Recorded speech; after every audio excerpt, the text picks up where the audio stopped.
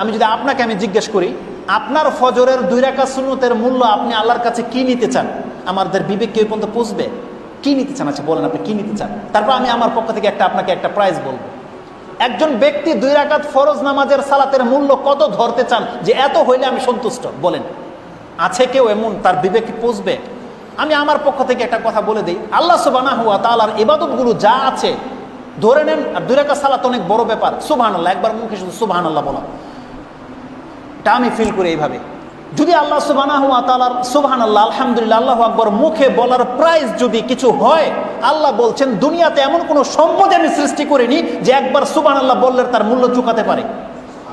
আমি আপনাকে দলিল দেব। রাসূলুল্লাহ সাল্লাল্লাহু আলাইহি ওয়াসাল্লাম বলছেন, আয়েশা রাদিয়াল্লাহু তাআলা তিনি বলছেন, সালাতুল ফজর খায়রু রাকাতাল ফজর খায়রু মিনাদ দুনিয়া ওয়া মা ফিহা। রাসূল সাল্লাল্লাহু বলছেন ফজর নামাজের 2 রাকাত সুন্নত দুনিয়া এবং দুনিয়ার মধ্যে যা আছে তা থেকে শ্রেষ্ঠ। তার মানে একজন খেলতামশা করে ফ্ল্যাটের মালিক হয়ে যেতে পারে। আল্লাহ বলছেন বান্দা তোমার 2 রাকাতের মূল্য দুনিয়া দেওয়ার মতো তো আমার কাছে কিছু নাই। দুনিয়ার কোনো রাষ্ট্র দিতে পারবে না 2 রাকাত সালাতের মূল্য কি, এটা কোনো রাষ্ট্র দিতে পারবে না। কারণ আল্লাহ বলছেন দুনিয়া এবং দুনিয়ার মাঝে যা কিছু আছে তা থেকে শ্রেষ্ঠ। একমাত্র জান্নাত ছাড়া আমাদেরকে আল্লাহ কোনো কিছু দিয়ে পেট ভরাতে পারবে না। আল্লাহ বলছেন হবেই না এটা। রাসূল কি বলছেন? সুবহানাল্লাহি তামলাউল মিজান, আপনার পাল্লাকে ভরে দেবে। সুবহানাল্লাহি আলহামদুলিল্লাহি তামলাআনি আও তামলা মা বাইনাস সামাওয়াতি ওয়াল আরদ। আল্লাহ বলছেন কোন ব্যক্তি যদি একবার মুখে সুবহানাল্লাহ বলে, আলহামদুলিল্লাহ বলে, তাহলে তার 2 পাল্লা ভরে যাবে, বা আকাশ এবং জমিনের মাঝে যে গ্যাপটা আছে সেটা পুরো ভরে যাবে নিয়ামতে। তাহলে এমন কোন নিয়ামতই আজ পর্যন্ত পৃথিবীতে সৃষ্টি হয়নি যে আপনার ইবাদত দিয়ে আপনার মূল্য হতে পারে।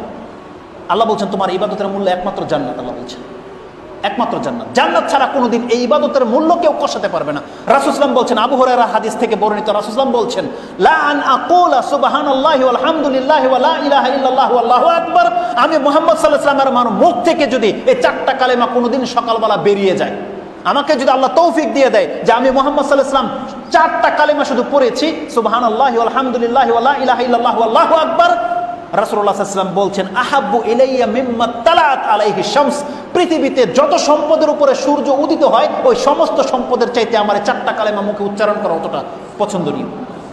জানেন কেন? আল্লাহ সুবহানাহু ওয়া তাআলা বলছেন আল মালু ওয়াল বানুনা জিনাতুল হায়াতুদ দুনিয়া। এটা সূরা কাহফের মধ্যে রয়েছে, 18 নম্বর সূরার 46 নম্বর আয়াত, সম্ভবত 46 নম্বর আয়াতে রয়েছে। আল্লাহ বলছেন আল মালু ওয়াল বানুনা জিনাতুল হায়াতুদ দুনিয়া, এগুলো হচ্ছে দুনিয়ার জিনাত। দুনিয়ায় যখন থাকবে না এগুলো থাকবে, একদিন দুনিয়া ধ্বংস হয়ে যাবে না? তা আল্লাহ বলছেন যেই দিন দুনিয়া ধ্বংস হয়ে যাবে সেই দিন এই সমস্ত নিয়ামত ধ্বংস হয়ে যাবে। ওয়াল বাকিয়াতুস সালিহাতু খায়রুন ইনদা রাব্বিকা সাওয়াবান ওয়া খায়রুন আমালা। আল্লাহ বলছেন তোমার নেকির ইচ্ছার ক্ষেত্রে, জাযার ক্ষেত্রে এই সৎকর্ম যেগুলো, এর তাফসিরে বলা হয়েছে সুবহানাল্লাহি আলহামদুলিল্লাহি ওয়া লা ইলাহা ইল্লাল্লাহু আল্লাহু আকবার। এই কালেমাগুলো শুধু বাকি থেকে যাবে যা আপনার আমার মুখে উচ্চারিত হচ্ছে।